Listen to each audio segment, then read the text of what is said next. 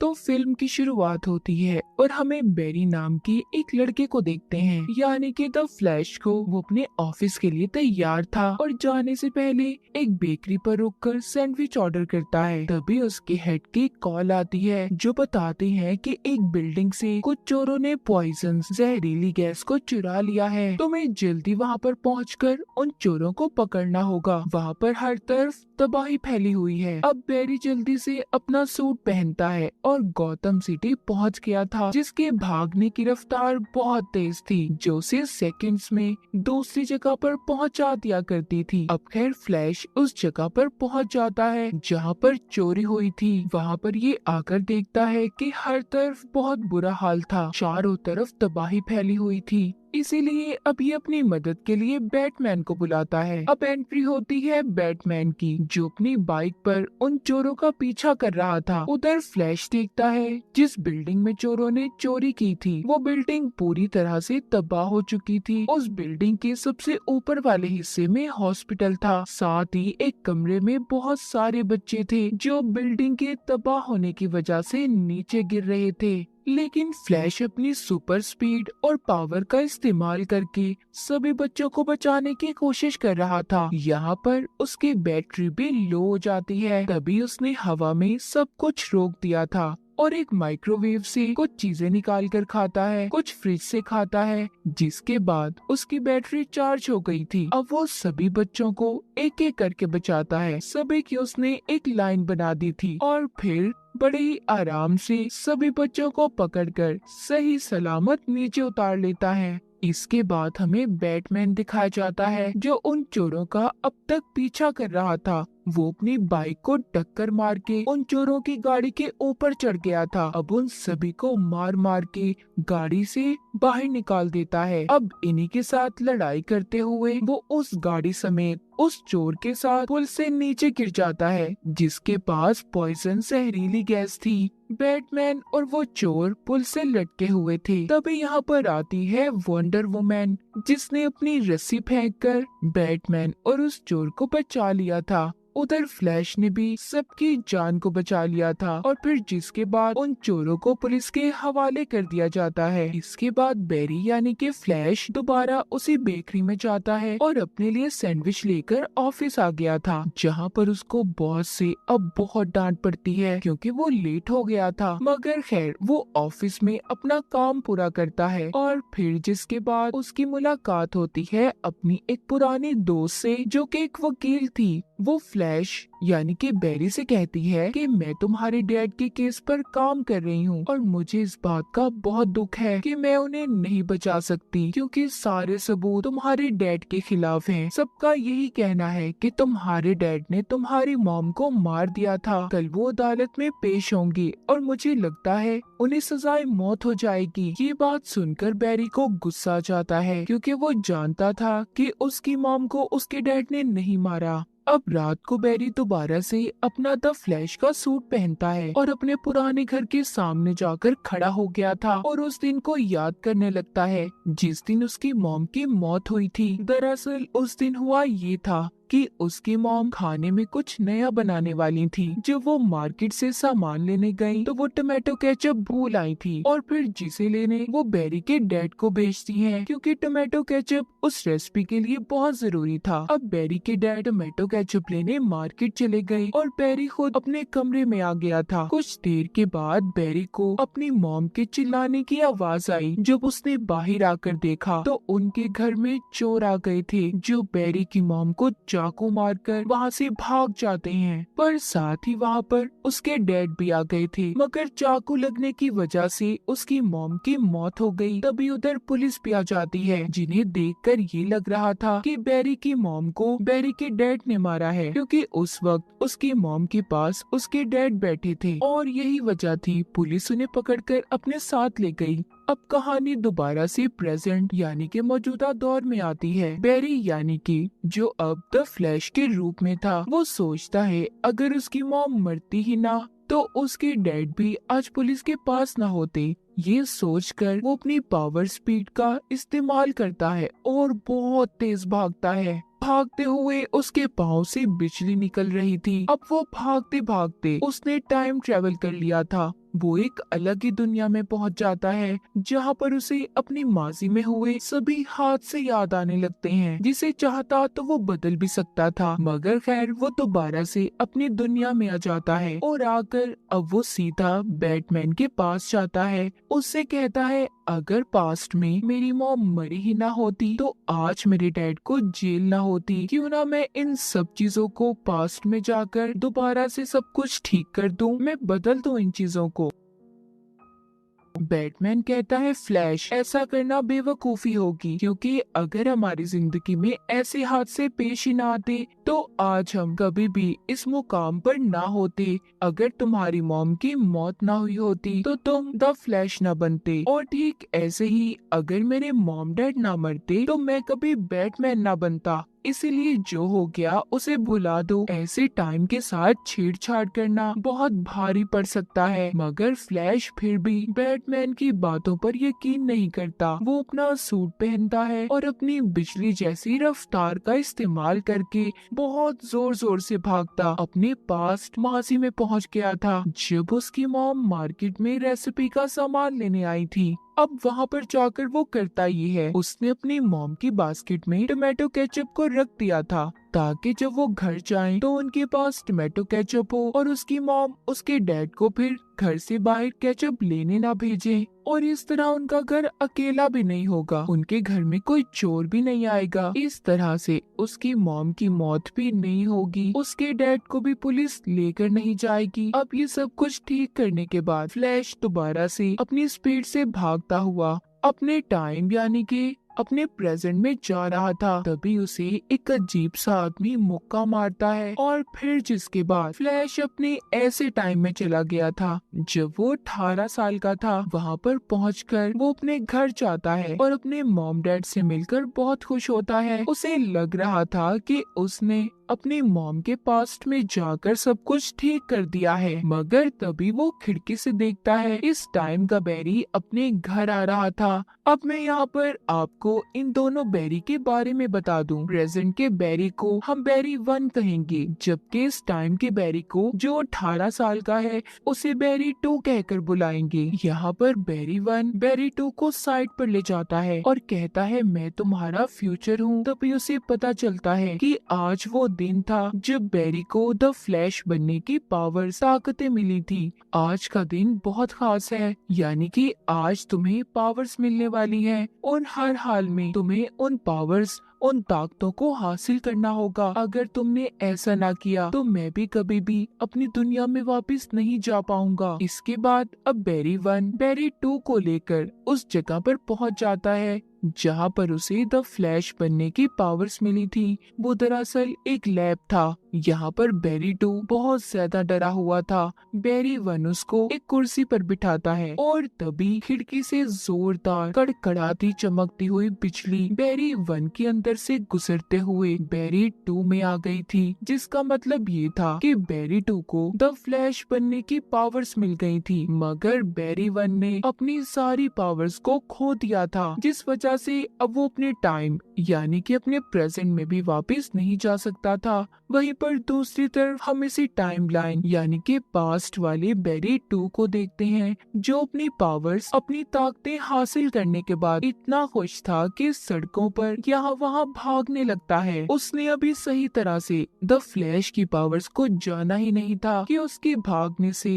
कितनी तबाही हो सकती है। वहाँ पर रोड्स पर बहुत से एक्सीडेंट्स भी हो जाते हैं। बैरी 1 बैरी 2 को समझाता है कि तुम्हें अपनी पावर्स पर काबू पाना होगा। जिसके बाद वहाँ पर दोनों की नजर टीवी पर पड़ती है, जिसमें जनरल जॉर्ड बता रहा था कि एक सुपर हीरो यहाँ तुम्हारी दुनिया में है। अगर तुमने उसे मुझे वापस न दिया तो मैं पूरी दुनिया को तबाहो बर्बाद कर दूंगा। जनरल जॉर्ड की बातें सुनकर बैरी समझ गया था कि ये सुपरमैन की बात कर रहा है। वो सोचता है अगर सभी सुपर हीरोज को इसी दुनिया यानी कि माजी की दुनिया में बुला लिया जाए तो सब कुछ ठीक हो जाएगा। हम सभी मिलकर जनरल जॉर्ड की आर्मी का मुकाबला करेंगे जो सुपर हीरोज का दुश्मन है। क्योंकि बेरी को अच्छे तरीके से याद था, उसने पास्ट में देखा था कि सुपरमैन जनरल जॉर्ड की आर्मी के सामने अकेला पड़ चुका था। उस वक्त बेरी भी अपने द फ्लैश के रूप में था, लेकिन वो सुपरमैन को ना बचा सका क्योंकि उस वक्त उसे नई नई पावर्स ताकतें मिली थी। अब ये सब कुछ जानने के बाद बेरी वन यानी कि प्रेजेंट से आया हुआ फ्लैश यहाँ पर सभी हीरोज के बारे में सर्च करने लगता है, जिससे उसे पता चला था कि इस दुनिया में तो सुपर हीरोज का कोई अता पता नहीं है कि वो कहाँ पर है। वंडर वुमैन को तो इस दुनिया में किसी ने देखा ही नहीं, और जबकि एक्वामैन तो इस दुनिया में पैदा ही नहीं हुआ। तभी यहाँ पर बेरी 2 बेरी 1 को बताता है कि गौतम सिटी में एक बैटमैन रहता है, पर मैं उसके बारे में कुछ ज्यादा खास नहीं जानता। अब ये उसे वहाँ पर अपने साथ ले गया था, जहाँ पर जाकर बेरी 1 एक बहुत पुराने बैटमैन से मिलता है और उससे सुपरमैन के बारे में पूछता है। बैटमैन बताता है बहुत सालों पहले एक एलियन बच्चा एक पॉट में जमीन पर आकर गिरा था, मगर साइबेरिया की एक क्रिमिनल टीम उसे उठाकर ले गई और मुझे लगता है इस दुनिया का वो ही सुपरमैन है। ये सुनकर बेरी कहता है तो फिर तो हमें किसी भी हाल में उसे बचाना होगा, क्योंकि जनरल जॉर्ड जमीन पर आ गया है। अगर उसे रोका ना गया तो वो पूरी दुनिया को बर्बाद कर देगा, और सुपरमैन के बिना तो हम जॉर्ड को भी नहीं हरा सकते। अब ये तीनों बैटमैन को लेकर उसके बेड स्पेस में बैठकर उस फैसिलिटी तक पहुंच जाते हैं जहां पर सुपरमैन को कैद किया गया था। उधर पहुंचने के बाद अब ये वहां पर सबको एक एक करके मार रहे थे। बेरी 1 ने अपने द फ्लैश का सूट बेरी 2 को दे दिया था, क्योंकि इस वक्त पावर्स इस दुनिया की बेरी 2 के पास थी। वहां पर सभी सोल्जर्स फ्लैश को मारने वाले थे, उसके सामने बेरी 1 आ जाता है, मगर इस दुनिया के फ्लैश यानी कि बेरी 2 ने प्रेजेंट के बेरी को बचा लिया था। बेरी की हालत यहाँ पर बहुत खराब थी, उसे उल्टियाँ आने लगती हैं। तभी यहाँ पर एंट्री लेता है बैटमैन। उसने एक एक करके सभी सोल्जर्स को मार दिया था। फिर अब ये तीनों उस जगह पर जाते हैं जहाँ पर सुपरमैन को रखा हुआ था। जब ये अंदर जाकर देखते हैं तो उधर कोई सुपरमैन नहीं था, बल्कि एक लड़की थी। ये तीनों से देखकर बहुत हैरान थे। तभी वहाँ पर लाल रंग की रोशनी जलती है और सायरन बजने लगे थे। अब जल्दी से बेरी उस लड़की को उठाता है और साथ ही उसका सूट भी ले लेता है। इसका मतलब वो सुपर गर्ल थी। तो हुआ कुछ यूँ था कि जब बेरी ने अपने पास्ट माजी में जाकर अपनी मॉम की बास्केट में टोमेटो केचप को रखा, तो इसकी उस छोटी सी गलती की वजह से एक नया टाइम लाइन बन गया और सुपरमैन की जगह सुपर गर्ल इस दुनिया में आ गई, जो अब काफी कमजोर पड़ चुकी थी। अब ये तीनों अपने साथ उस सुपर गर्ल को लेकर किसी तरह उस फैसिलिटी से बाहर आ गए थे, जहाँ पर इनको चारों तरफ से वहाँ के सोल्जर्स घेर लेते हैं। मगर बाहर आते ही सुपर गर्ल सूरज की रोशनी की वजह से ठीक होने लगती है। उसकी पावर्स भी वापस आ गई थी। उसको अब इतना गुस्सा आता है कि इन लोगों ने उसे कैद किया हुआ था। वो वहाँ पर एक एक सोल्जर को मारने लगती है। उसने सभी सोल्जर्स का खात्मा कर दिया था, जिसके बाद दोनों बेरीज और बैटमैन इसे अपने साथ ले आए थे। वो इसको इसका सूट पहनने को देते हैं, जिसके बाद इसको काफी देर धूप में खड़ा रखते हैं, जिससे उसकी सारी पावर्स ताकतें वापस आ गई थी। मगर जैसे ही उसकी पावर्स आती हैं, वो कहीं पर चली गई थी। उसके जाने के बाद बेरी 1 समझ गया था कि अब उसे ही बेरी 2 और बैटमैन के साथ मिलकर जॉर्ड का मुकाबला करना होगा। यहाँ पर उसे आइडिया आता है कि अगर वो अपने ऊपर फिर से बिजली गिराए तो उसकी पावर्स वापस आ सकती हैं। अब वो बैटमैन की मशीन्स का इस्तेमाल करता है, जिससे अब ऐसा करने से उसकी पावर्स तो वापस नहीं आती, मगर वो बहुत ज्यादा जख्मी हो गया था। उधर दूसरी तरफ सुपर गर्ल देखती है कि जॉर्ड की आर्मी ने इस दुनिया के लोगों पर हमला कर दिया है। वो खुद भी जमीन पर आ चुका है, इसीलिए वो भी इन सबको रोकने के लिए द फ्लैश और बैटमैन की मदद लेना चाहती थी। अब जब वो बैटमैन के पास जाती है तो देखती है उधर बैरी जख्मी हालत में है। उसे जब पता चलता है कि बैरी की पावर्स एक जोरदार बिजली का झटका लगने से वापस आ जाएंगी, तो अब सुपर गर्ल उसे बेहोशी की हालत में उठाकर उड़ती हुई आसमान की ऊंचाइयों में ले जाती है, जहाँ पर उसे जोरदार झटका लगता है और उसकी सारी पावर्स अब वापस आ गई थी। बैरी टू भी उसे द फ्लैश का सूट वापस कर देता है। फिर वो बैटमैन के एक पुराने सूट पर लाल रंग का पेंट करके अपने लिए भी एक सूट बना लिया था। अब ये सभी मिलकर जॉर्ड का मुकाबला करने के लिए तैयार थे। ये सब अब शहर में तबाही को रोकने के लिए निकल जाते हैं, जिसमें सुपर गर्ल जॉर्ड के सभी स्पेसशिप्स को अपनी पावर से तबाह कर रही थी, जबकि दोनों द फ्लैश मिलकर बैटमैन के साथ जॉर्ड की आर्मी को मार रहे थे। अब सुपर गर्ल जॉर्ड के साथ एक लंबी लड़ाई लड़ती है। दोनों एक दूसरे पर भारी पड़ रहे थे। सुपर गर्ल अपनी आंखों से तेज लेजर लाइट रोशनी निकालती है, मगर जॉर्ड उससे ज्यादा ताकतवर था। उसने सुपर गर्ल को इस लड़ाई में हरा दिया था, जिस वजह से उसकी मौत हो जाती है। इस लड़ाई में बैटमैन भी मारा गया था, जिसके बाद दोनों बैरीज यानी कि दोनों फ्लैश मिलकर ये फैसला करते हैं कि वो दोनों पास्ट में जाएंगे, जहाँ पर ये सुपर गर्ल और बैटमैन को दोबारा से जिंदा कर सके। अब ये दोनों ऐसा ही करते हैं। ये दोनों पास्ट में जाकर सुपर गर्ल और बैटमैन के मरने वाले टाइमलाइन को बदल देते हैं, मगर फिर भी बाद में किसी न किसी तरह बैटमैन और सुपर गर्ल दोबारा से मर गए थे। बैरी वन द फ्लैश इस बात को समझ गया था कि हम अपने पास्ट के साथ छेड़छाड़ नहीं कर सकते, यानी कि हमारी किस्मत और उनकी भी हम कुछ भी नहीं बचा सकते। मगर बैरी टू ये नहीं समझता। वो बार बार पास्ट में पीछे जाकर बैटमैन और सुपर गर्ल को बचाने की कोशिश कर रहा था, मगर प्रेजेंट में आकर वो बार बार मर रहे थे। बैरी वन बैरी टू को रोकता है और कहता है ऐसा नहीं हो सकता, हम जाकर भी अपनी किस्मत को नहीं बदल सकते। तभी वो दोनों देखते हैं कि सभी पास्ट के टाइम एक दूसरे से टकराने वाले हैं। ऐसा इसलिए था क्योंकि बैरी टू ने बार बार पास्ट में जाकर बैटमैन और सुपर गर्ल को बचाने की कोशिश की थी। यहाँ पर इनके सामने सभी दुनियाओं के सुपरमैन भी आने लगते हैं। यहीं पर वो अजीब आदमी भी आ गया था, जिसने कहानी के शुरू में बैरी वन को जोर से मुक्का मारा था, जिस वजह से वो अपनी इस पास्ट की दुनिया में फंसा था। दरअसल ये अजीब आदमी कोई और नहीं बल्कि बैरी टू का फ्यूचर था, जो कि हजारों सालों से बैटमैन और सुपर गर्ल को बचाता आ रहा था, मगर फिर भी ना बचा सका। बैरी वन उसे भी मना करता है कि ऐसा मत करो, हम किसी भी चीज को नहीं बदल सकते। लेकिन फ्यूचर टू के बैरी का दिमाग अब खराब हो गया था। वो बैरी वन पर अपने हथियार से हमला करता है, लेकिन तभी उसके सामने इस दुनिया का बैरी टू आ जाता है, जिसको वो हथियार लग गया था और वो वहीं पर मर जाता है। अब क्योंकि बैरी टू ही नहीं बचा था, तो इस वजह से उसका फ्यूचर भी खत्म हो जाता है और जितनी भी दुनिया आपस में टकराने वाली थी